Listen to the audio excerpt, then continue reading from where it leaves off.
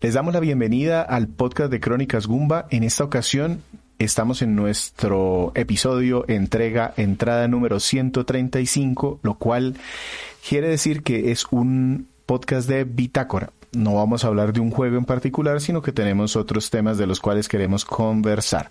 Les habla Víctor Dalos, a mí me encuentran en @vedallos para que me encuentren fácilmente, y conmigo César Rivera, a mí me encuentran en redes como @Flagstad. Un saludo para todos.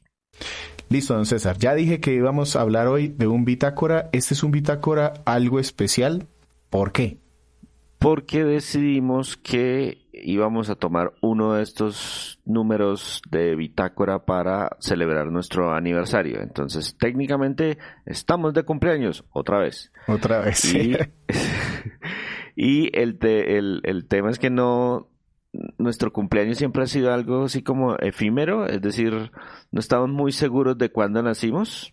Sí, correcto, porque no sabemos si es cuando se empezaron a montar los audios o las reseñas, hubo un hueco grande. No solamente eso, sino que durante el primer año de vida del podcast hubo una producción un poco acelerada del mismo. Entonces uno diría, sí, cuando cumplieron los 12 podcasts, pero los 12 podcasts no se cumplieron en 12 meses, se cumplieron como en 8 meses. Entonces el primer año es el año más corto y poco a poco lo hemos ido moviendo hasta que decidimos no. Durante el mes de septiembre, a finales de septiembre, a principios de octubre, ese es más o menos nuestro cumpleaños, y el podcast de Bitácora que teníamos más cercano era precisamente este. Y también este fue uno de los cambios más importantes del año 2022 para el podcast, y por eso estamos solamente César y yo. Vamos a hacerlo como esas celebraciones que uno hace en su casa. Ya estamos maduros, ya no queremos salir a bailar. Entonces, sí, mándenos un regalo y unas felicitaciones y listo, quedamos. Correcto. Entonces, para no romper la tradición de los podcasts de Bitácora, vamos a empezar recordándoles nuestras reseñas escritas, las últimas que hemos hecho desde el capítulo anterior de Bitácora, y después miramos cuáles son los otros temas del día de hoy.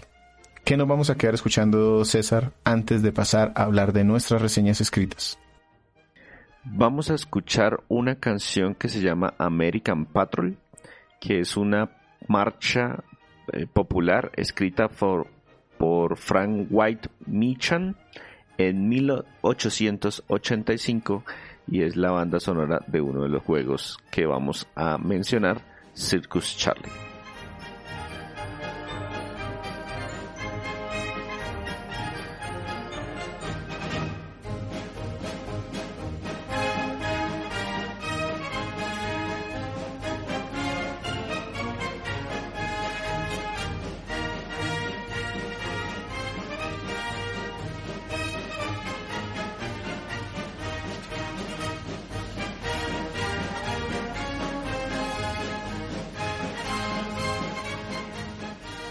Somos Crónicas Gumba, nos encuentran en @CrónicasGumba, www.crónicasgumba, para que vean nuestra página. Allí están podcasts, reseñas escritas. Ya no hay muchos artículos, ahí miramos cuando le sacamos tiempo a uno. Y precisamente esta primera parte va a ser, como siempre en los podcasts de Bitácora, recordarles 5 reseñas escritas que escribimos antes de grabar el podcast, para que ustedes pues se acerquen, las lean, nos comenten, nos digan qué tal les parece el contenido. La mayoría son de juegos retro, aunque recuerden que a veces podemos meter alguno que otro juego de estos independientes o neo-retro. Empecemos, César, entonces. Listo. La vez pasada quedamos con nuestra reseña del Lethal Enforcers, si mal no recuerdo. Entonces le corresponde el turno a The Last Blade. Es un juego de arcade que salió en 1997, desarrollado por SNK, y le estoy robando pantalla a Víctor porque él fue el que escribió esta reseña. Sí, y creo que César me había comentado que jugó más el 2 que este, ¿cierto? Sí, de hecho yo tengo el 2 para PlayStation 4 en una edición reeditada que salió, que lo relanzaron en una versión Limited Run, entonces yo lo aproveché y lo compré, entonces jugué fue el 2. Este juego tiene una particularidad, es un juego de peleas, es arcade de peleas, viene de SNK. Al final de esa gran época dorada que tuvo por allá en los 90, y lo más llamativo, yo creo que fue lo mismo que de pronto, esto también le puede llamar mucho la atención a César, es que el periodo histórico no es un juego actual, no, o sea, no era un juego como los de King of Fighter, que eran del año que iba corriendo, sino que se fueron más atrás a la época Bakumatsu de Japón, que era como donde estaban saliendo de esa época feudal y entrando como a una época un poco más moderna. Y entonces encontramos una serie de personajes que a mí personalmente me recordaban mucho a un anime que veía cuando estaba por allá un poco más joven, que era Rurouni Kenshin. De hecho, muchos de los personajes que están en el juego tienen vestimentas que yo recuerdo de ese anime. Como juego de pelea, tiene también la particularidad de que se utilizan armas. Entonces, la mayoría de personajes tienen espadas o garrotes o algún otro tipo de armas de cuerpo a cuerpo. Con lo cual, este juego se sentía de alguna manera en su jugabilidad como continuando la línea del Samurai Showdown, pero con una técnica ya mucho más actual, más parecida a la de los juegos finales, o la estética más parecida a The King of Fighters. Tiene una historia también bastante interesante, ahí hay un tema de una oscuridad que se quiere abrir. Bueno, en estos juegos y en esa época se mezcla mucho misticismo con la guerra que se supone que se está desarrollando en ese tiempo, y los personajes son bastante carismáticos. Desafortunadamente, esta serie solo tuvo 2 juegos. En la reseña que está escrita y que les invitamos a leer es el primero de ellos. El segundo salió muy poco tiempo después, mejorando algunos aspectos, pero también empeorando algunos. Estamos pendientes de pronto de escribirla. No sé si César se anime para completar una serie de juegos de pelea que a mí personalmente me parece que debería regresar, porque aporta mucho. Es un cambio bastante agradable a lo que normalmente encuentra uno en juegos de pelea. Entonces ese fue el primero, The Last Blade, para arcade, desarrollado por SNK y lanzado en 1997. ¿Esto se puede conseguir de alguna otra forma? Sí, está en muchas compilaciones de SNK y en formatos digitales. Entonces, desde PC hasta las consolas actuales, se consigue hay una serie que es el Arcade ACA, no recuerdo qué significa la sigla, pero se ha encargado SNK de, a través de esa serie, traer varios de sus juegos de pelea, entre ellos Last Blade. Listo. El segundo juego también es de arcade, pero nos regresamos un poquito más al pasado. Este fue desarrollado en 1988. Fue producido y publicado por una empresa que es bastante, pues digamos que no tiene el reconocimiento de otros, una empresa que se llama TAT Corporation, que ellos pues ya habían lanzado algunos otros juegos para la plataforma. Son relativamente conocidos en ese medio porque ellos producían varias consolas pues varias cabinas. El juego en particular se llama Cabal. No sé de pronto si Víctor lo reconoce. Sí, como Cabal, sí. Uh-huh. Exacto. Es difícil de escribirlo, pero si ustedes quieren imaginarse algo un poco que salió un poco después, que digamos que es mucho más popular, se juega muy parecido a un Wild Guns. Uh-huh, correcto. Es un arcade shooter, en donde un gallery shooter le dicen al género, en donde lo que tú haces es apuntar al fondo, pero tu personaje está en la pantalla mirando hacia el fondo. Exactamente. Y entonces lo que hacían para controlar eso es que uno, cuando estaba presionando el botón de disparos, solamente se movía la mira. Y si usted soltaba el botón de disparos, podía mover a su personaje. Entonces tocaba ser estratégico para esquivar los diferentes ataques. Visualmente era llamativo porque era uno de los primeros, estábamos hablando de 1988, uno de los primeros juegos que utilizaba ese sistema de sprites de que, oiga, si lo hago más pequeño, significa que está muy en el fondo, a medida que se van acercando los voy haciendo más grandes. tenía destrucción de ambientes, entonces yo podía destruir las diferentes paredes, búnkers o cosas que había dentro de la pantalla, entonces había destrucción ambiental, que también era relativamente novedoso en ese momento. La trama era lo más básico y lo más elemental del mundo. Mandamos a dos personajes sin nombre incluso a tratar de infiltrarse en una organización. Era bastante entretenido y logró un éxito bastante razonable en su momento. Él tenía muchas cosas muy positivas. Habían las misiones, había variedad en las misiones, había variedad en los tipos de enemigos, era relativamente corto pero entretenido, no se sentía ridículamente difícil porque eso era un problema muy común en los arcade, que se siente que el juego es injusto a propósito para quitarle a uno monedas. Aquí hay un nivel de dificultad que es progresivo y es razonable, es decir, va subiendo y va subiendo poco a poco. Sí, hay un par de momentos que uno dice, no, pero aquí me están quitando monedas, pero pues digamos que no estoy perdiendo toda mi mesada en tratar de pasar el juego. Y lo que les digo, fue bastante bien recibido. El principal problema que tiene este juego es que es bien complicado de conseguir. Porque la versión original pues no ha salido de arcade, entonces la forma más sencilla de jugarlo es a través de un emulador y salió en varias plataformas, salió en muchísimas consolas, dispositivos, sobre todo en esos computadores de 8 bits de la época, pero no hay opciones así como muy buenas. De pronto las únicas dos que se puede recomendar, que son bastante decentes, es la edición de NES y hay una versión para la Amiga, que esa versión de la Amiga es como la más parecida al arcade, soporta también 2 jugadores igual que la versión de arcade. Los controles responden bien y porque todas las demás son pérdidas totales, o sea, todas las otras versiones o son muy lentas o le quitan funcionalidad o no, o sea, hay muchas cosas que empeoran, entonces no vale la pena revisarlas. De pronto estas de NES y de Amiga son como las mejores y también las más sencillas de conseguir.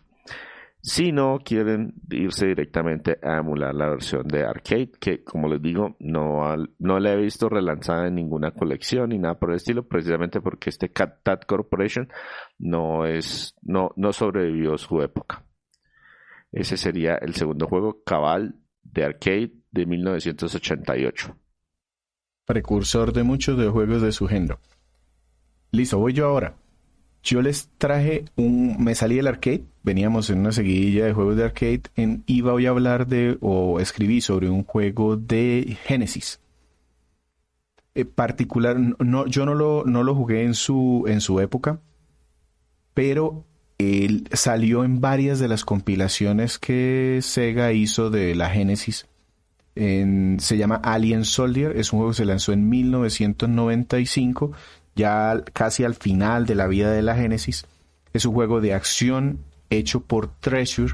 Los que de pronto los conozcan identificarán, por ejemplo, Gunstar Heroes o muchos juegos de acción que precisamente son juegos de disparos, de pronto de la misma línea de Contra.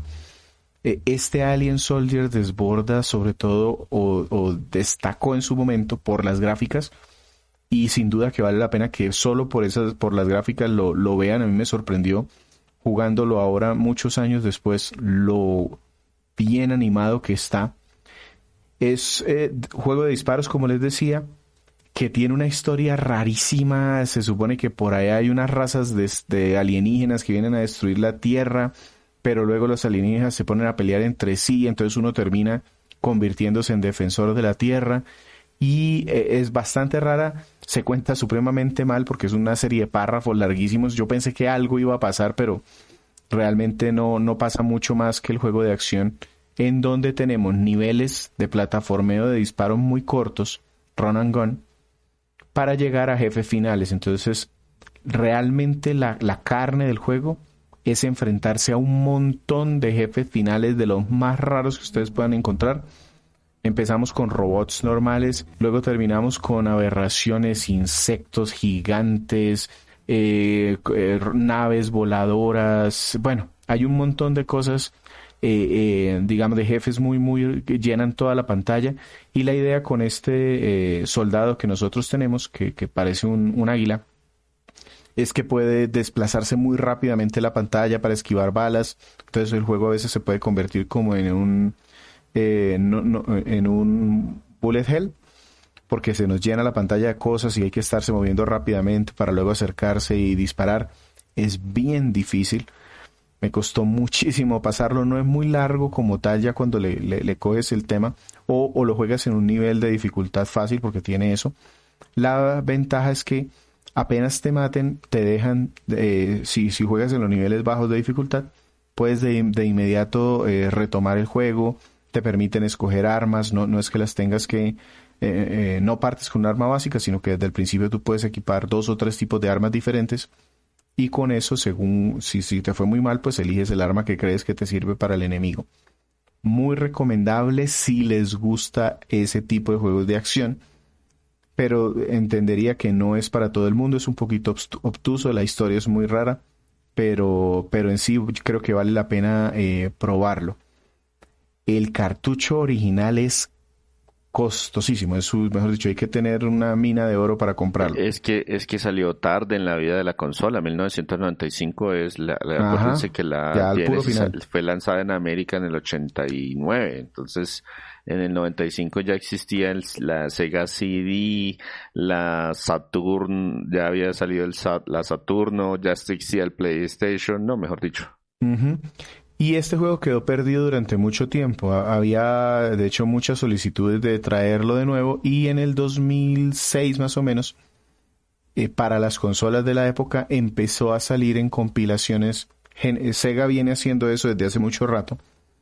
Y últimamente, digamos que muy recientemente, desde sus consolas mini y las compilaciones que hay para computadora, yo particularmente lo jugué en Nintendo Switch, encuentran este juego en compilaciones de varios juegos y es bastante recomendable si lo pueden probar ahí.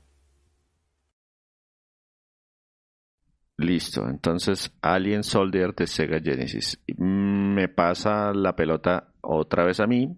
Yo les voy a hablar de un juego, más bien de una versión en particular de un juego muy popular en Sudamérica, desarrollado por Konami, lanzado en 1984 para arcades, y la versión más popular, que es la de Famicom, salió en 1986, y estoy hablando de Circus Charlie. Circus Charlie nunca salió oficialmente en América, al menos no la versión para NES. Pero todo el mundo lo conoce por la edición de Famicom, esas consolas clónicas que nos llegaban aquí a Sudamérica, traídas de Taiwán, de Japón, de todos, de sitios particulares, y venían mucho en esos multicartuchos. Pero pues yo sé que todo el mundo ya conoce esa edición, entonces yo me fui directamente a la fuente original, que es la versión de arcade, que es un poquito diferente a la que todos jugaron en la NES. Entonces, para empezar, el juego carece completamente de historia, como sucedía mucho en ese momento. Es un juego de hacer puntos, y dependiendo de la versión que usted encontrara, podía ir a través de 6 niveles diferentes, o escoger entre 6 niveles diferentes, porque pues cada placa venía con una opción activada de, oiga, déjelo escoger o no. Tiene que jugar los 6 niveles en el orden. Si lo comparan con la versión, por ejemplo, de Famicom, eso es un nivel adicional. Siempre en todas las versiones de consolas se quedaba por fuera un nivel que no sé por qué no trasladaban bien, y pues la idea era que nuestro personaje, que es un payaso, debe completar los diferentes retos circenses que se le presentan. Está el salto sobre aros de fuego, que vamos sobre un león. Está la cuerda floja, donde solamente tenemos que avanzar y saltar sobre unos monos. Los trampolines eran siempre el nivel que se quedaba por fuera de las versiones de consolas, y en pues tenemos que ir saltando sobre unos trampolines y esquivando otros personajes de circo que van lanzando cuchillos o fuego. Entonces pues uno se puede quedar saltando sobre el mismo trampolín varias veces, pero no demasiadas, porque si no sale por fuera de la carpa. Está el de unos saltos como sobre un caballo, que el caballo va andando y no tiene que ir saltando, Ajá, porque sí. no se puede pegar sobre unos bloques. Ahí siempre se me olvida uno de ¿Los los balones? eventos. Está el de los balones, que es el penúltimo, que había que saltar entre balones y no los podía chocar porque si no nos caíamos. En la NES yo Y el siempre llegué último, hasta ahí. y el último, que siempre era el más complicado, que era el tema de los trapecios. Ah, no, El hasta de ahí llegué yo, hasta los Es que trapecios, pero nunca lo pasé. ese era el último, pero era el más complicado porque había que ser muy preciso, porque tocaba agarrar no en general el trapecio, sino en particular el palito del trapecio. Si uno no le pegaba exactamente al palito, o se caía o se caía, porque no había más opciones. Entonces este es un juego de esos de hacer puntos. Se podía jugar hasta seis veces cada uno de los niveles. La idea era hacer la mayor cantidad de puntos posibles. Eh, y si llegábamos hasta el final, aparecía una payasita y nos daba un peso. Y eso es todo. No es nada muy complicado. Es un juego del 84. Es muy entretenido. Mucha gente lo recuerda, no por la versión de arcade, que de hecho usaba una de esas máquinas que era más alta que larga, Ajá, que sí. eran muy populares porque era la que más se utilizaban para los juegos de Sí, disparos. el modo vertical, Tate Mode. Exacto, el modo vertical. Y pues, como le mencionaba, tuvo versiones para muchas plataformas. Oficialmente nunca se lanzó en América, y salió fue por ese tema de los multicartuchos que nos llegaban ahí, que eso es 20 en uno, 30 en uno, 50 y tantos en uno, 999 juegos en uno. Ese tipo de compilaciones, por llamarlos de alguna manera, siempre traían esos juegos originales o iniciales de la Famicom, y como este salió en el 86 en Japón, siempre iba incluido una o varias versiones de este mismo juego.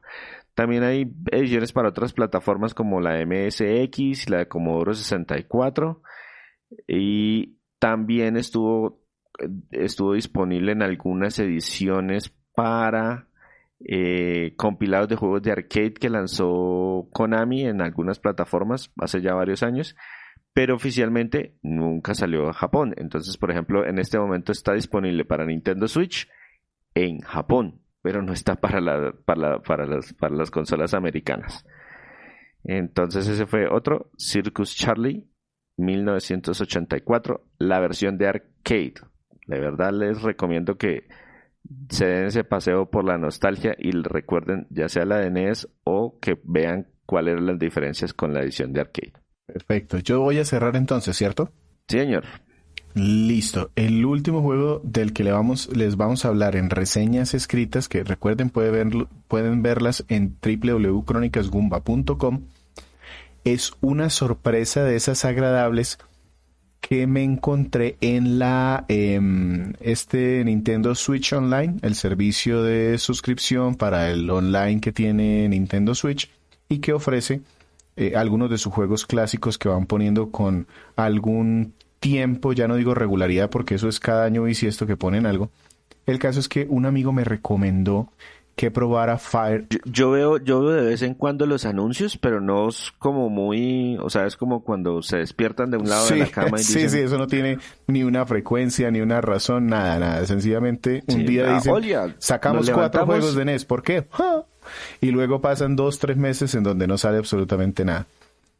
Este juego es de acertijos, pero de plataformas, de estos que hay que recorrer el escenario de alguna manera, poner bloques, quitar bloques, cosas así. Se llama Fire and Ice y me lo recomendó un amigo. Acá. Se llama Fire and Ice acá. Aquí, correcto. En el resto del mundo se llamó Solomon's Key 2, y es que este es un juego de Tecmo, y Tecmo antes había lanzado un juego de acertijos que se llamaba Solomon's Key. Este es más o menos parecido en su mecánica, sobre todo en la vista más que otra cosa, pero como la mecánica cambia tanto, en América por algún motivo decidieron cambiarle el nombre a Fire and Ice, y es de un maguito que va poniendo bloques de hielo, pero los puede poner solo en la parte como en diagonal inferior a él. De pronto Load Runner, si recuerdan un juego que era como de un tipo que iba como haciendo excavaciones o llenando las excavaciones. Que uno tenía que recuperar gol y podía apuntar al suelo y se desvanecía el pedacito de suelo y así podía atrapar a los enemigos. Exacto, entonces en este juego nuestro maguito lo que hace es que crea esos bloques unos bloques de hielo, y la idea es que tiene que destruir a unas llamitas que hay por ahí, que se supone que son un monstruo. Hay una historia detrás, se supone que es que hay un demonio que está llevando sus monstruos de fuego y las hadas en su reino lo quieren quitar, detener, y entonces llaman aquí a Dana para que con la fuerza del hielo pues los elimine. Y eso es la excusa pues para crear bloques de hielo. Si creas un bloque de hielo encima de una superficie, puedes luego empujarlo y con ese bloque de hielo pues destruyes a los enemigos. Básicamente de eso se trata. Son pantallas casi que completas, solamente hay unas poquitas que hacen scroll, y no es muy conocido a pesar de que me pareció excelente. O sea, me anticipo a recomendárselo a muchísima gente que le gusten los juegos de acertijos. Ese es el problema, que es solamente para esas personas. Y alquilable, porque si no hubiese sido porque está en el servicio online de Nintendo, yo creo que nunca lo hubiera probado, porque salió en Japón en 1992, es un juego de Famicom en 1992 y de la NES en 1993. Ya para esa época la Super Nintendo ya estaba muy asentada. Sí, la Super Nintendo en América salió en 1991. Y pues ya tenía bastantes juegos que valía la pena pues hacer el salto. Correcto, y es de esos juegos, si les gustan los juegos de acertijos, me sorprendió que teniendo tantas cosas que jugar, puse y era nivel tras nivel tras nivel tras nivel. Listo, ese fue entonces Fire and Ice, un juego de acertijos de la NES y que lo encuentran en la Nintendo eShop, no me acuerdo cómo se llama el servicio online de Nintendo. Nintendo Switch Online, ¿no? Nintendo Switch Online, correcto. No sé en dónde más lo pueden encontrar, porque el cartucho lo vi por allí, pero algo así como $500, alguna cosa así. Listo, Víctor. Entonces, ¿qué nos quedamos escuchando? Bien, recordando uno de estos juegos, el primero del que les hablábamos, Last Blade, de su banda sonora, una canción que se llama Swordman of Geka, o Los Espadachines de la Luz de la Luna.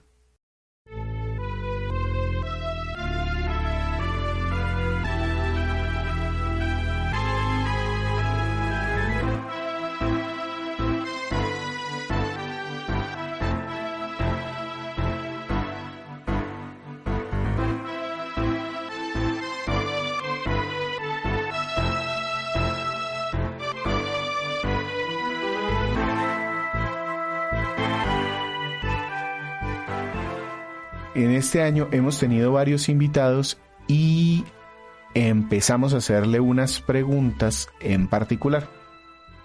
Si se devuelven por allí a varios de estos podcasts en donde tratamos de poner ahí a quien invitamos, podrán ver que al principio les hacemos unas preguntas como para que ustedes los conozcan de alguna manera, sepan por lo menos con quién estamos hablando. Pero son preguntas que nosotros mismos no hemos respondido, ¿o sí? No, algunas. Creo que una. Listo, entonces vamos a aprovechar este espacio y vamos a hablar de esas preguntas, ¿cierto? Señor, vamos a responderles esas mismas preguntas como si nosotros nos estuviéramos invitando por primera vez al podcast. Entonces, la primera pregunta siempre es: ¿cómo te llamas? ¿Cómo te gusta que te digan? ¿Y cómo te encuentran en redes? Listo, entonces, de mi lado, mi nombre es César Rivera. Me gusta, pues me conocen en todas partes, en todas mis redes. De mi nick o mi seudónimo es Flagstad. Flagstad. Ese también tiene una historia, pero no es tan larga como la que tenemos algunos invitados. Cuando a mí me invitaron unos amigos a jugar por primera vez Dungeons and Dragons por allá en la época del colegio, pues yo necesitaba armar un personaje y me puse a buscar y cómo lo llamo y qué nombre le pongo, hasta que en un libro que ya no me acuerdo cuál fue, encontré ese nombre, me pareció que sonaba bien y así le puse a mi personaje. Y después en todas partes me empecé a buscar el nick de Flagstad y afortunadamente por la forma como se escribe lo he encontrado disponible en casi todos lados. Entonces en PlayStation Network estoy como Flagstad, en Twitter estoy como Flagstad, en todas partes me consiguen así como Flagstad. Listo. Por mi lado entonces, yo, ¿cómo me llamo? Víctor Dalos. Como me gusta que me digan, Víctor Dalos. En redes me encuentran como @vedallos, se escribe con doble L. Y la historia es que es muy fácil de identificar mi apellido y la inicial. Soy bastante empresarial a ese respecto, pero también me pasó lo mismo. Desde muy niño, muy joven, siempre me identifiqué así. Puse el V Dallos así. Y también me encuentran en prácticamente todas las redes igual. Esa fue la primera pregunta. La segunda dice, la pregunta es, ¿en qué te ocupas para tus finanzas y en qué para divertirte? ¿Eso lo escribí yo así? Sí, pero la hemos editado un poco. La idea es saber cómo a qué se dedican además de los videojuegos, porque pues obviamente todos los invitados que traemos y como ya podrán imaginarse nosotros sabemos y le dedicamos bastante tiempo a los videojuegos, pero pues desafortunadamente no nos da para sostener la familia por el momento. Y por eso pues tenemos otras actividades laborales. En mi caso, yo soy ingeniero de sistemas, tengo una maestría en ingeniería de sistemas y trabajo con una multinacional de tecnología como consultor técnico. Y no puedo nombrar la multinacional porque son más cansones con el tema de redes que mejor dicho. En ninguna parte que me sigan van a encontrar ese tipo de información porque no me gusta publicarla precisamente por eso. Ok, y aparte de los videojuegos, ¿cuáles son los otros hobbies? Esa partecita sí ya la hemos respondido en un tema anterior. Me gusta leer, soy amante de los cómics y sobre todo esas dos cosas, leer y los cómics. Listo, entonces También veo anime, si lo quieren contar, pero pues no de la misma ritmo que los otros dos. Correcto. Yo por mi parte soy ingeniero civil, también tengo una maestría en ingeniería civil, también trabajo para una multinacional, también con el tema de soporte técnico y proyectos, principalmente proyectos, oficinas técnicas y este tipo de cosas. Si me ven en mis redes, yo creo que algunas veces publico alguna cosa, si me parece interesante. Sí, a Víctor sí se le nota lo civil porque si ustedes lo siguen en algunas redes, él llega y dice, ay, sí, miren, así se cae un edificio. Y uno, pero no es creo que eso, sea, no eso, creo eso que es sea. hipnótico. Sí, pero es el tipo de contenido que comparte alguien que seguramente no es biólogo. Correcto. Aparte de esto, pues mis hobbies son, aparte de los videojuegos, me gusta mucho esto del podcasting. El tema de hacer estas grabaciones me parece muy entretenido, lo tengo en este momento como parte de mis hobbies. También me gusta mucho leer y ver series, escuchar series mientras juego, porque realmente la que ve las series es mi esposa y yo estoy al lado de ella normalmente jugando. Esos son como mis pasatiempos principales, aunque también hago muchísimo, si me invitan a ver fútbol yo allá estoy, bueno, en fin. Listo, esa fue la segunda. Y la tercera, que es la que normalmente se le complica a la mayoría de invitados, dice: nombra un juego que recomendarías a todos, uno que te guste, pero no recomendarías a todos, y uno... Ay, no, pero nunca le hemos hecho las preguntas completas a los tres, solamente dos, ¿cierto?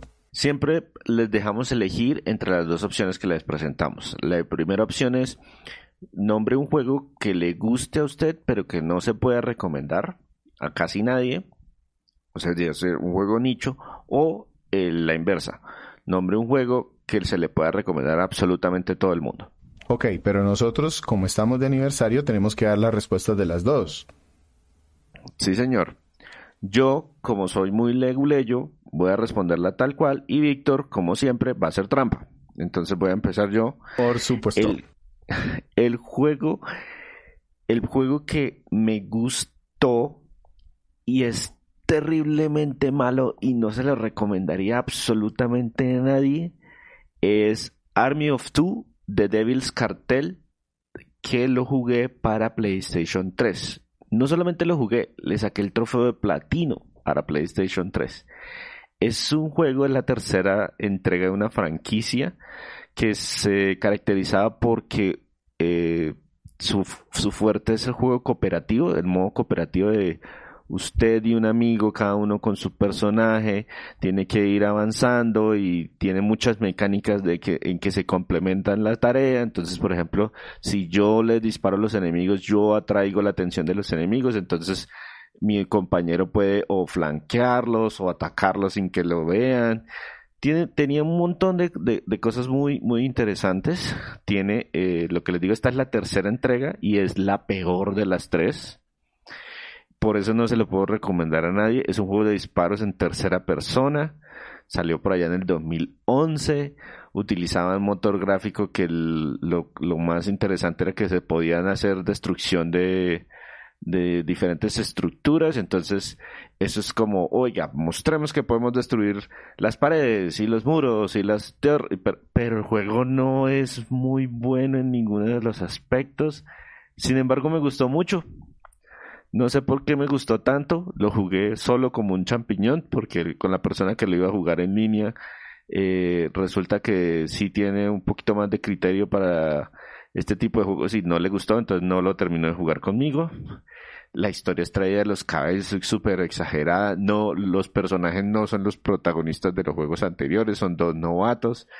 No, es un desastre por donde se le mire y no se lo puedo recomendar a nadie, pero me gustó bastante. Yo voy a contestar esta partecita también. Entonces es ese juego que no se le puede recomendar a todo el mundo, pero que a nosotros nos gusta mucho. En mi caso, yo voy a hacer trampa, ¿cómo no? Pues no es trampa, sencillamente voy a aprovechar que el podcast es de nosotros. Entonces, hay un par de juegos. Ogre Battle 64 es un juego que a mí me encanta, que le gasto un montón de tiempo, pero que se juega solo. Y que es de una estrategia un poquito obtusa, entonces por eso no puedo recomendar a todo el mundo. Tiene de hecho reseña escrita en la página. También Pinball FX, no porque sea un mal juego, sencillamente porque es un juego de pinball, de hacer puntos. Y si no les gusta eso, pues no les va a gustar este de aquí. Hay un montón de mesas temáticas. Yo tengo las de Universal Studios, tengo unas de Marvel en una de las versiones. Tengo las de Portal, son muy, muy entretenidas, pero es un gusto como muy particular. No me he encontrado mucha gente a la cual le gusten los juegos de pinball. Y del que ya les quiero hablar un poquito más extendidamente, es un juego que de hecho también ya lo hemos mencionado en un podcast, en el podcast de Supergiant Games, una compañía que se encargó de Bastion, Transistor, y este era su tercer juego, que se llama Pyre.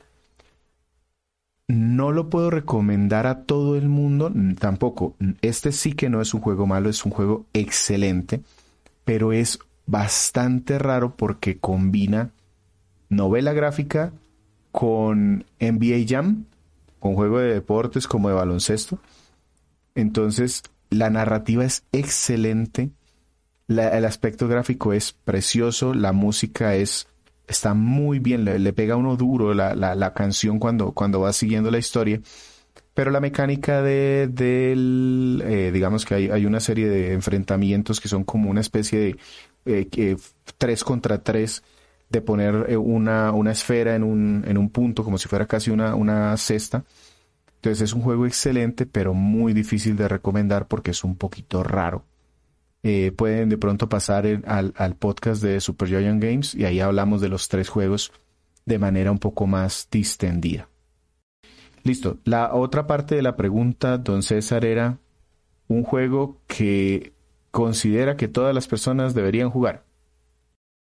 Listo, este sí es relativamente sencillo, tenía bastantes opciones, hay muchos juegos muy entretenidos y este me parece que es amigable con los jugadores novatos, tiene un suficiente nivel de reto para los jugadores, digamos, un poquito más experimentados y me llama mucho la atención porque me parece que cambió bastante el paradigma de la franquicia hasta ese momento. El juego que yo recomendaría para que todo el mundo probara es Super Mario World de Super Nintendo. Este juego tiene una reseña en la página web. También los invito a que la visiten. Esa la escribí yo. Y me gusta mucho, o me parece que es muy recomendable. Primero porque es un género amigable. O sea, todo el tema de las plataformas, la gente lo coge relativamente rápido.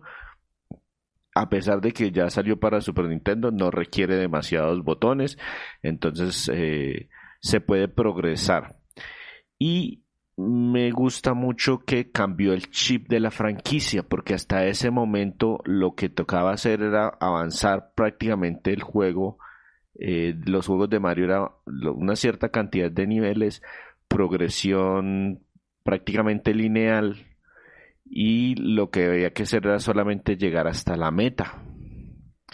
En este juego se me hace que fueron un poquito más allá, es un juego un poquito más pausado, donde no es tanto la preocupación del tiempo de los enemigos, sino que el juego se volvió más de exploración, más de, oiga, busque la salida, pero estos mundos tienen más de una salida y hay mundos secretos y hay mundos adicionales que son completamente opcionales, o sea, no son requeridos para terminar el juego, pero ahí hay contenido extra si usted los quiere explorar y hay rutas especiales si usted quiere tratar de terminarse el juego más rápido de lo normal. Y el juego guarda su progreso, o sea, no es una sesión de siéntese y trate de terminar el juego lo más rápido posible porque usted pasar todos los mundos o los mundos que necesite pasar para completar el juego en 20, 30 minutos. No, aquí es juegue, visite, explore, conozca, grabe y más adelante continuamos. Entonces a mí se me hace que Super Mario World es uno de esos juegos que todo el mundo debería jugar. E incluso para meter aquí un poquito la cucharada a mi hijo, que es pues pequeño, un nuevo videojugador, y pues ha estado expuesto a juegos mucho más recientes de Mario, y en el Nintendo Switch Online pone este juego con alguna regularidad porque le sorprende el tema de las casas, de los fantasmas, el utilizar un poder para salir a otro lado. A pesar que él dice, son las gráficas feitas, porque pues esa es forma de describirlas, es uno de esos juegos que sí lo he visto jugando de su catálogo retro que no utiliza mucho. Definitivamente sí, muy recomendado. Por mi parte, yo también hice una lista larguísima y aquí entonces por géneros eso me sonó Street Fighter 2, Tetris Effect, Portal 2, Chrono Trigger, Forza Horizon 5, Zelda Breath of the Wild, Mario Kart 8, pero el que voy a recomendar también lo elegí porque lo considero un género sencillo, muy amigable, muy divertido y es un beat'em up. También tenemos podcast de este. Recuerden que nosotros estamos en Google Podcast, en iVoox, en Deezer, bueno, en las plataformas que ustedes consideren. Ahí pueden encontrar el podcast de Streets of Rage 4.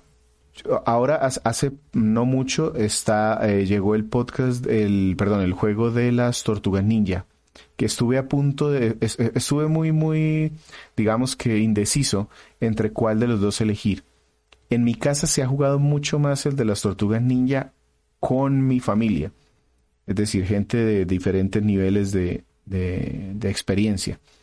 Pero personalmente el que más he disfrutado, y cuando alguien se queda jugando conmigo, normalmente se queda jugando hasta el final, Streets of Rage 4, como les decía, es un beat'em up, es el renacer de una serie que venía de la Genesis, que tuvo 3 entregas por allá en los 90s, encuentran también las reseñas escritas de los juegos originales, y lo que buscó fue respetar la mecánica básica de golpear con un botón y hacer movimientos especiales con combinaciones, y le agregó un aspecto gráfico renovado, una dinámica mayor, juego online, el poder llevar los puntajes, desbloquear contenido. Entonces, si bien puedes pasar el modo historia en muy poco tiempo, si te gusta el juego, que es lo que a mí me pasó, es ponerle muchísimas más horas, divertirte un montón, perfeccionar tus combos. Streets of Rage 4 creo que lo puede jugar cualquier persona y se va a divertir un montón. Sí, esos juegos son muy sencillos de cogerle lo básico. O sea, literalmente con mover la palanca y presionar un botón estamos progresando. Entonces son muy amigables, pero si tienen un montón de cositas extras de que si yo le aprendo, que los movimientos especiales, que cuando utilizar, que cuando defender, de cuando utilizar los especiales o llamar las estas. Este tiene un tema de combos que hay que hacer crecer el combo. Eso también son como jugadas, son como elementos para un jugador un poquito más avanzado. Entonces se puede recomendar tanto para el que recién empieza como para el que ya tiene experiencia. Correcto. Entonces, esos son los juegos que recomendamos, y aquí terminamos esas preguntas que nos faltaban nosotros personalmente responder para que ustedes supieran más o menos quiénes somos o quién nos gusta.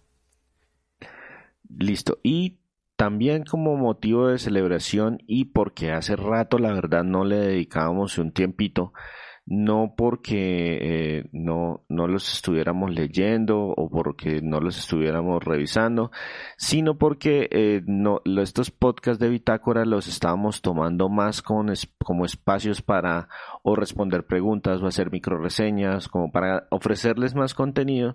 Habíamos dejado por fuera varios comentarios que nos han escrito en redes sociales, entonces dijimos, pues es nuestro aniversario y hacemos lo que se nos dé la gana, entonces vamos a leer algunas de esas preguntas, comentarios que tenemos en varias redes sociales acumulados desde hace ya un par de meses. No sé, Víctor, por dónde empezamos. Yo tengo aquí Twitter y Facebook. ¿Usted Sí, tiene por allá? Sí, si quieres empecemos por Facebook, y yo luego voy con los que nos han dejado en iVoox. Listo, nos devolvimos, lo que les digo, un par de meses solamente.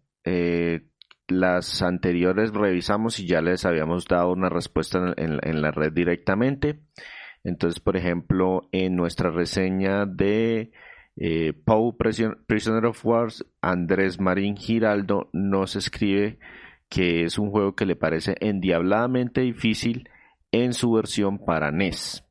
Y Edison Julián Rodríguez dice, lo jugué en el Family por un cartucho que me prestaron y era difícil de pasar de un centón. Estos juegos de beat'em up son muy entretenidos, pero también pecan mucho, sobre todo estos que vienen con base en el arcade, de que son muy pensados Para sacar monedas, sí. para sacar monedas, y entonces no están necesariamente bien balanceados, y pues eso también les ayudaba a que en su momento la gente no optara por simplemente alquilar el juego, pasárselo en un fin de semana y no volverlo a ver. Las empresas estaban interesadas en que los no fueran capaces en poquito tiempo y les tocara, oiga, o lo volvemos a alquilar o le hacemos el gasto y lo compramos. En nuestra reseña de The Last Blade, también Edison Julián Rodríguez Ruiz nos escribe, juegazo, me gustaba el detalle de una corta escena animada antes del combate en la versión de arcade. El KE de Super Saiyajin me llamaba la atención.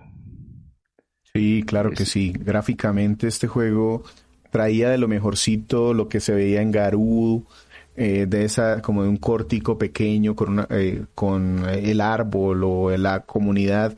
Lo hacía mucho más orgánico, como que estás llegando al ring. Muy bueno este juego.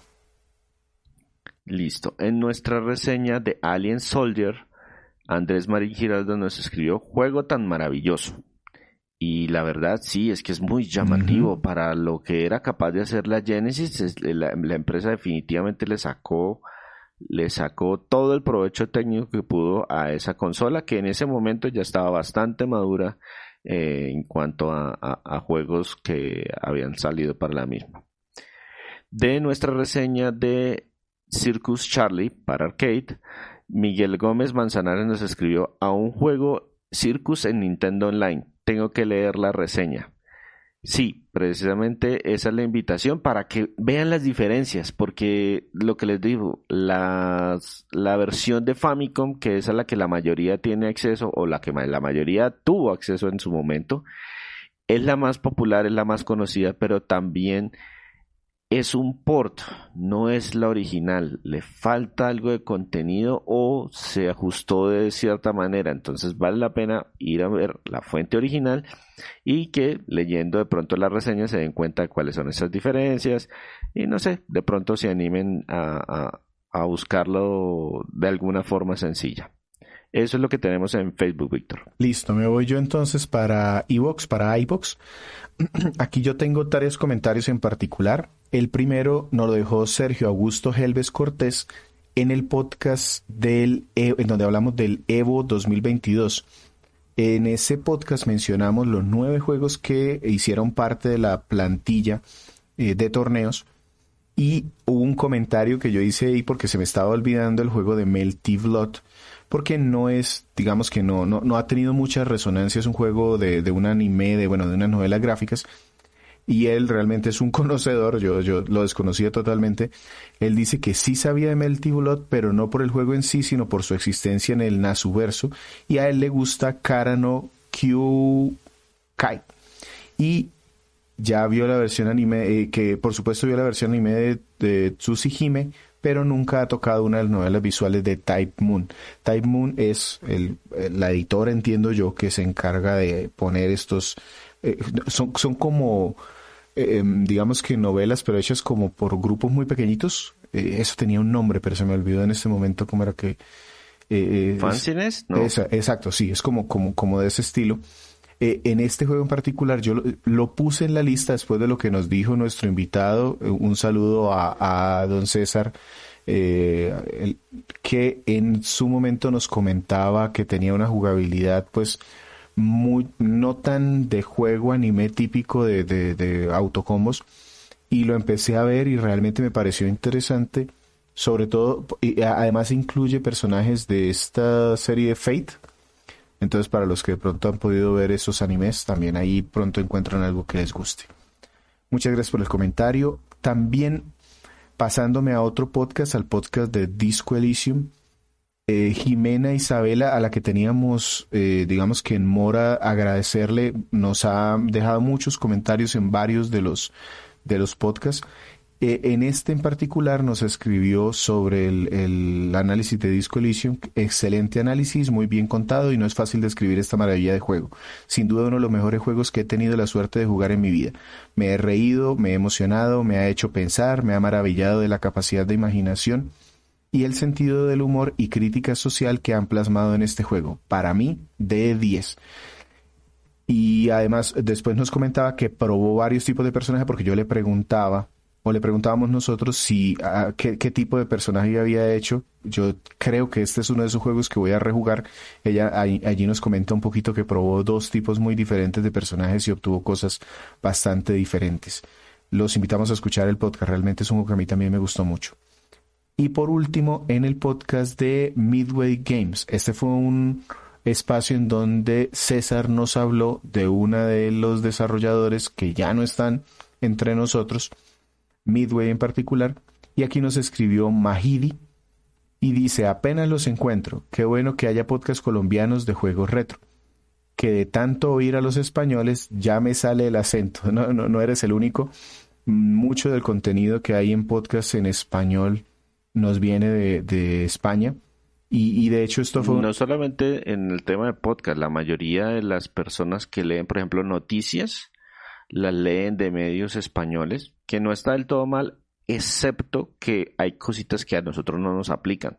Por ejemplo, fechas de lanzamiento, fechas, precios, o ediciones impuestos, especiales. Bundles, hay mucho tipo de productos que cuando se lanzan no son las mismas versiones en América que en Europa. Entonces sí, y digamos que una de las razones también por la cual empezamos nosotros a hacer este podcast en su momento fue por eso, porque no vimos muchos que estuviesen aquí haciendo este tipo de contenido y qué bueno que te guste. Listo, hasta ahí. Listo, entonces me paso yo a Twitter. En Twitter tenemos 4 comentarios que los leeré brevemente. El primero en nuestra reseña o en nuestro podcast de Psychonaut 2, Edwin Haney López nos dice de lo mejor que he jugado en plataformas, con una historia muy muy buena y una canción que no puedes sacarte en mucho tiempo. Aún la sigo tarareando. Sí, yo no soy para nada fanático de los juegos de plataformas en 3 dimensiones. Desde Nintendo 64 quedé como un poquitico, no sé, no se hizo mi género favorito y este me sorprendió porque no tanto por el plataformeo o el combate en sí, sino por la forma como manejan la historia y la jugabilidad integrada. Muy buen juego. Sí. Edwin además nos agrega una foto, una imagen de sus logros dentro del juego. Él tiene el equivalente en el trofeo platino, pues en este caso son los Gamer Points. Tiene 1000 sobre 1000 Gamer Points y lo ha jugado más de 40 horas. Ujú. Entonces se nota que le encantó ese juego y esperamos que más personas lo escuchen nuestro podcast sobre ese título y de verdad le den una oportunidad porque vale la pena según todo lo que escuchamos.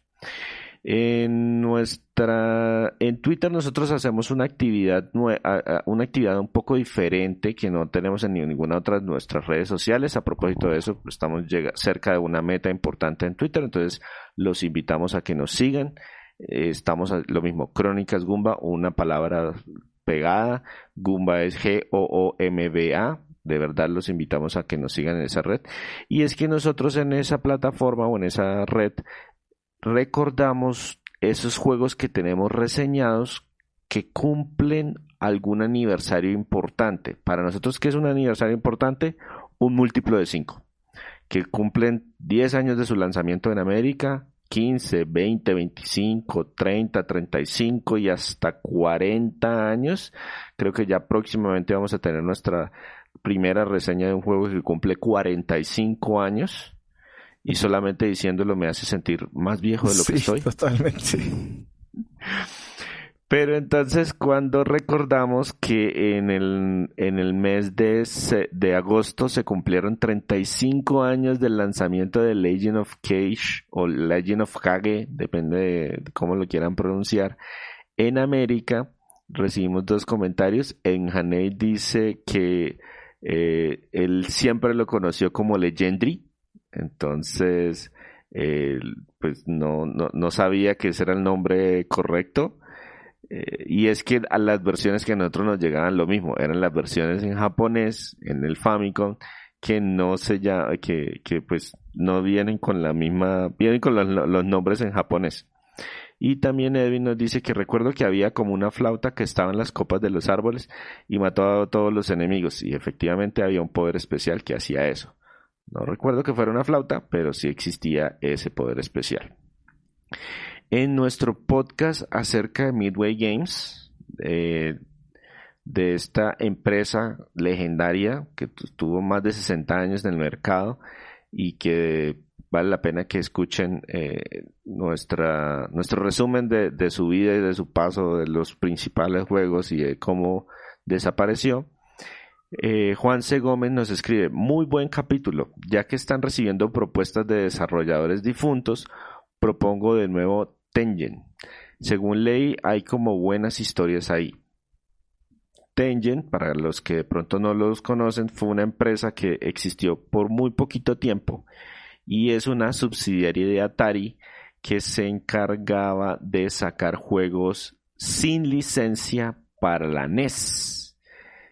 No les voy a adelantar mucho porque estamos haciendo ya la correspondiente investigación para poder traer el capítulo completo acerca de Tengen, que tiene una historia muy corta pero muy turbulenta. Entonces, pues aquí escuchamos la sugerencia y si tienen otras sugerencias, bienvenidas sean, nos pueden escribir en cualquiera de nuestras redes y en todas estamos pendientes. Y por último, tengo un comentario en el podcast de Sakuna of Rise and Ruin. Este es un podcast relativamente reciente y nos escribe Nintendo Max, nos dice: se me dio por ir al principio de los primeros programas, vaya sorpresa, creo que me daré un empacho de podcast viejos, ay mi madre. Y es que el podcast ha cambiado mucho. Y el único que se ha hecho ese periplo, ese logro fue César en algún momento cuando quiso hacer precisamente en uno de nuestros aniversarios, nos presentó una cronología y se dio a la tarea de reescuchar muchísimos podcasts hacia atrás. Y es que el Crónicas ha evolucionado mucho. Los primeros podcasts, y de verdad se vuelven hasta el principio, perdón por el sonido, pero pues era lo que había. Y segundo, solamente se hablaba de juegos retro y solamente de juegos de Nintendo. Luego, a partir como del podcast 16, 15, una cosa por el estilo, empezaron a aparecer juegos nuevos, pero solamente hablando de Nintendo. En el podcast como 25 fue que empezó a aparecer otras plataformas. Hubo un año en que tuvimos podcasts de retro, medio nuevos y medio viejos. Bueno, han habido bastantes estructuras. Al principio no se hablaba acerca de la historia del juego, o por lo menos no de la historia del desarrollador o de la franquicia o ese tipo de cosas. De lo bueno y lo malo y lo feo a veces aparecía, a veces no aparecía. Nos toca, no, eso, han habido muchas permutaciones del podcast. Entonces, si quieren devolverse, tenemos muchísimo contenido, más de 350 audios. Seguramente encuentran un juego que les interese, que les llame la atención o que desconozcan y sobre el cual quieran conocer algo. Hay bastante contenido para devolverse. Y eso es lo que yo tengo en Twitter. Bien, entonces con esto cerramos nuestro podcast Bitácora de aniversario también. Es el podcast 135. El espacio para invitarlos nuevamente a que nos escuchen y agradecerles muchísimo por estar un año más con nosotros. Es realmente, digamos que gratificante que nos escriban, que nos digan qué les gusta o de pronto si nos quieren dar algún tipo de consejo, muy abiertos a escucharlos. César, no sé si tienes algo más que decir o nos despedimos. Pues recordarles que este año ha sido un año complicado, precisamente porque pues nos ha tocado producir más contenido entre los dos, y pues porque también digamos que hubo algunos temas por ejemplo, del tema, por ejemplo, que perdimos todo el dinero de publicidad por unos cambios que hubo con Google AdSense. Entonces, de momento estamos reactivando eso. Entonces, si más adelante o si ven en algún momento y que ya están de nuevo, ese clic en la publicidad nos va a ayudar un montón. Vamos a ver cómo nos financiamos este año, porque esto lo hacemos por puro amor a los videojuegos. No hay nadie que nos esté pagando, financiando, regalando absolutamente nada. Entonces, los juegos que reseñamos aquí los compramos con nuestro propio dinero. El tiempo lo gastamos de nuestro tiempo libre, y esperamos que les guste el contenido. Y si no les gusta, también nos lo pueden comentar, siempre que sean decentes. No nos importan los comentarios negativos mientras lo hagan de buena manera. Entonces, don César, como siempre me despido. Muchísimas gracias por escucharnos el día que haya sido hoy. Y hasta luego.